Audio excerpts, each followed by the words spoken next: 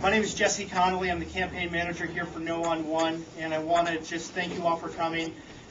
We have a couple of distinguished guests with us here that are going to talk about a couple of developments that have happened in recent days. I first want to introduce the director of the National State Attorney General program at Columbia Law School and the former Attorney General of Maine from 1980 to 1990, Jim Tierney. Jim?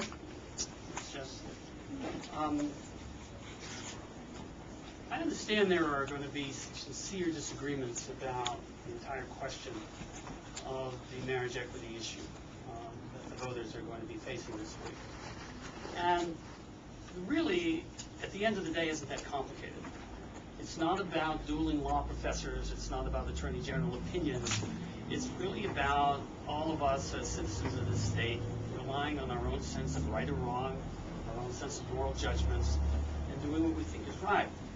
And to do it in a way which is not distracted by erroneous television commercials or last-minute charges. And if we do that, we're going to be okay when this is over. People of Maine are going to be able to continue to work together and live in our communities in an atmosphere of love and caring and support. Now, I've done this, and it was not difficult for me to come to the conclusion that I'll be voting no. But that doesn't mean that all of our neighbors are irrational for coming down on the other side.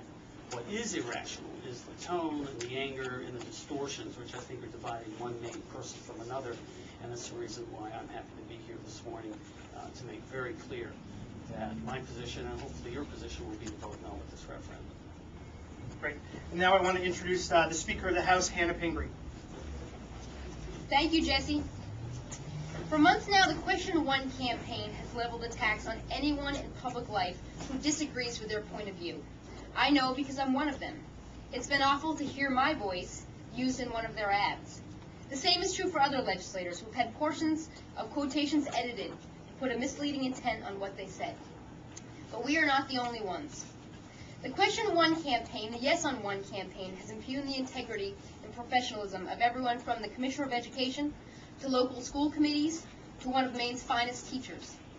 Last week, they turned their attack machine on the Attorney General, Janet Mills, because she and her legal team, doing their job, issued a factual response to requests from the Commissioner of Education that concluded that the claims in their ads are not true.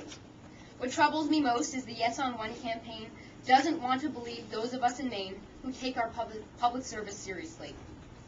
The Commissioner did the right thing by seeking an opinion from Maine's top legal officer on these nonstop claims. When they didn't get the answer they wanted, the Yes on 1 campaign attacked the messenger, rather than finally acknowledging the inaccuracy and the harm caused by their never-ending barrage of commercials. All of Maine's major newspapers have also condemned these claims. The Bangor Daily News said the Yes on 1's claim about school curriculum is baseless and betrays an ignorance about education. The Lewis and Son Journal said the claim would require a significant alteration of Maine's current academic curriculum and laws, which the pending marriage legislation does not prescribe. And in its endorsement of No on 1 yesterday, the Maine Sunday Telegram wrote that the Yes on 1 campaign's arguments don't stand up, and that too often they have resorted to inventing scenarios just to scare voters. This is not the kind of campaign that Maine voters expect. It's certainly not the campaign that an issue of such importance deserves. As the Bangor Daily News put it in its endorsement of No on 1 on Saturday, it's hard to see how allowing more people to marry will weaken marriage. Instead, it seems the strong desire of gay and lesbian couples to be married, rather than declare domestic partners, shows the value and the importance of marriage.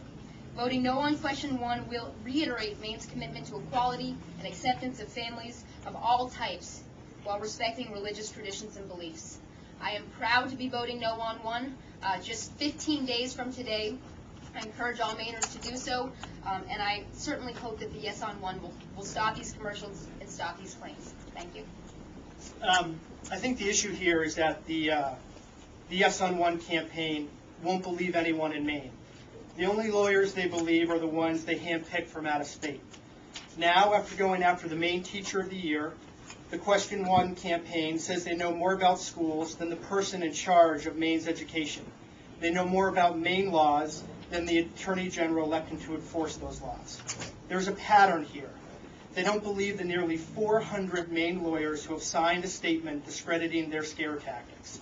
and they don't believe two former Attorney Generals, the Speaker of the House, the Senate President, and the University of Maine Law School Dean, who wrote a detailed 10-page memorandum unraveling their contentions. The truth is, question 1 has never had anything to do with schools or books or curriculum.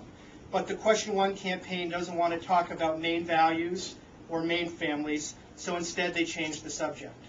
But we're confident that in the end, with all of the evidence from Maine lawyers and law professors and education experts, that we can put to rest and finally talk about treating all loving, committed couples in Maine equally under the law. That's what question 1 has always been about. And as the Maine Sunday Telegram yesterday put in their endorsement, families led by same-sex partners are here now. They are part of our communities, and they need and deserve the legal protections as well as dignity that comes with civil marriage status.